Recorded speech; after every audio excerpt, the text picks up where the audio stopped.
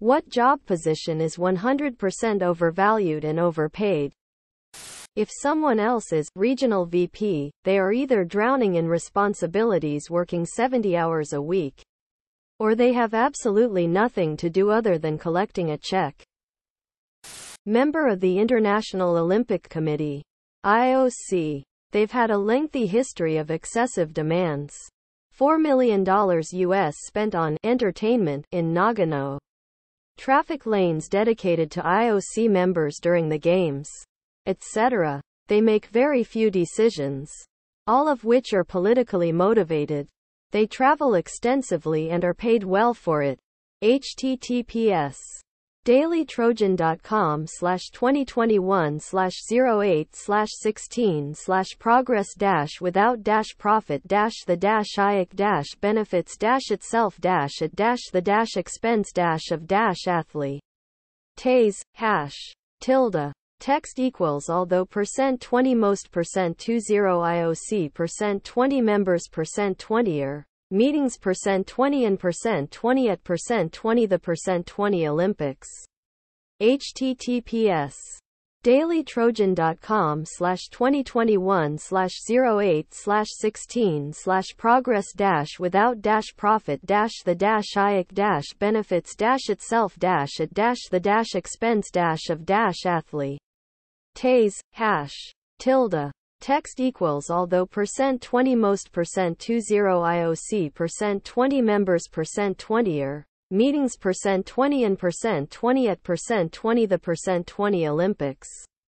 From the article, although technically a volunteer, the IOC president receives a yearly allowance of $251,000 and lives rent-free in a 5-star hotel and spa in Switzerland.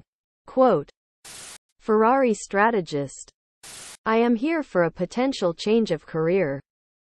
My uncle was a commercial airline pilot. He described his job as vastly overpaid in normal circumstances and vastly underpaid in emergency situations. About 2/3 of the upper-level admins at the university I work for.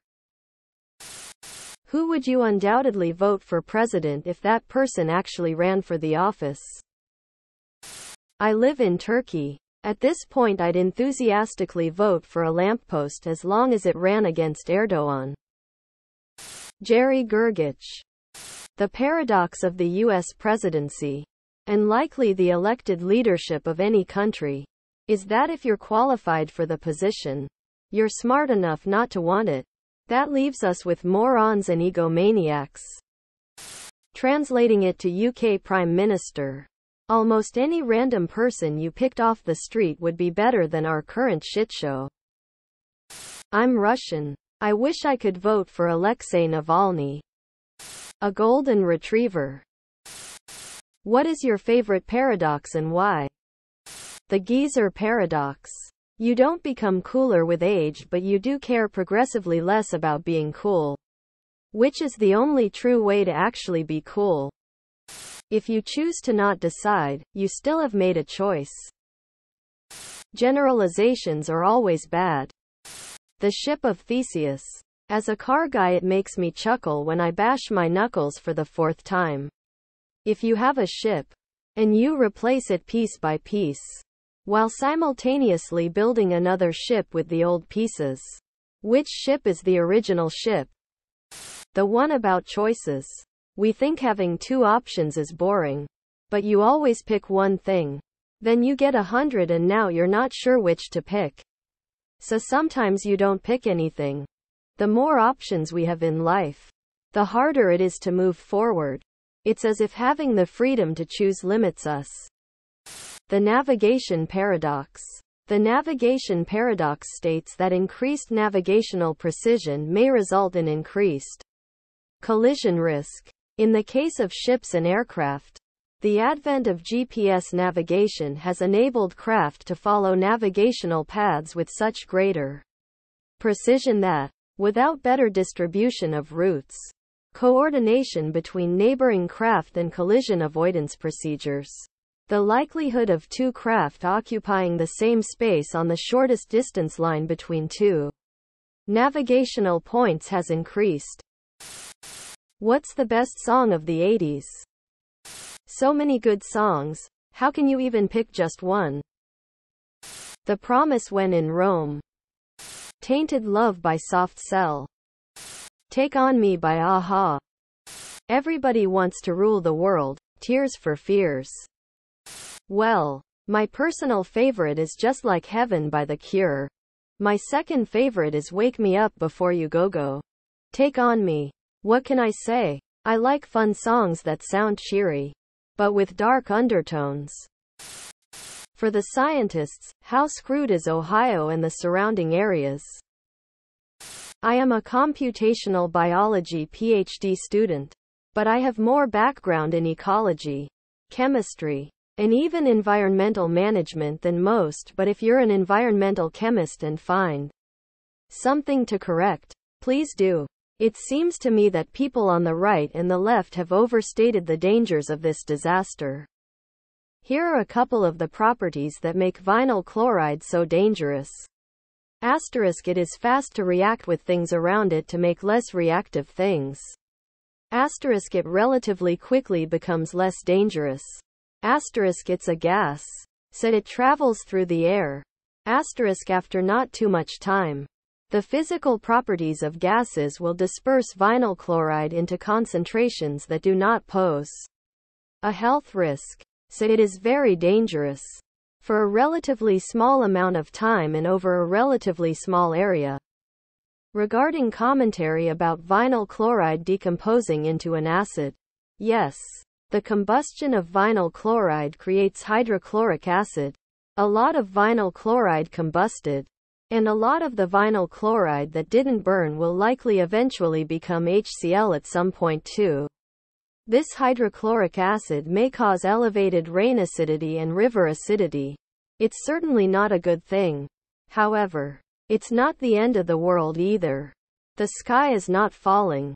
CO2 emitted from our industrialized lifestyle also acidifies waterways, raises rain acidity, etc. Asterisk, hydrochloric acid is much better to live with than vinyl chloride.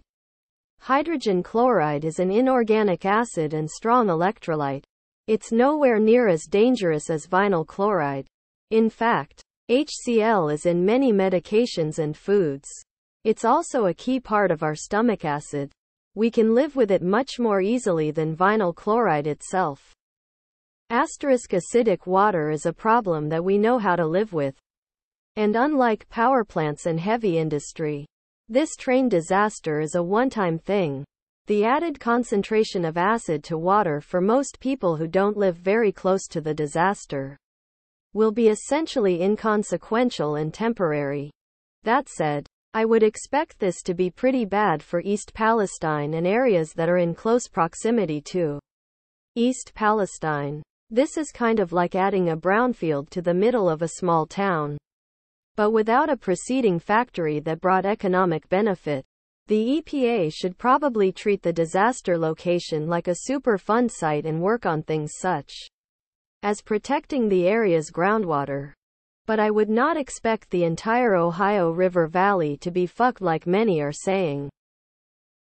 They really need to jack the insurance cost of these kinds of incidents. It's the only way we're going to get them to do the next right thing. Just a thought, I wonder what would happen if fair-minded people and environmentalists for the ones that owned all the stock options. If you want a scientific answer, I recommend Ask Science. Environmentally it's fine. Most of the chemicals were burned off. They and their byproducts have very short half-lives. There are any number of chemicals that could have been much, much worse. People's reactions to this have been totally hysterical. Ohio is still screwed. Because of the people of Ohio. I don't think there's enough info yet to truly know how bad the damage is.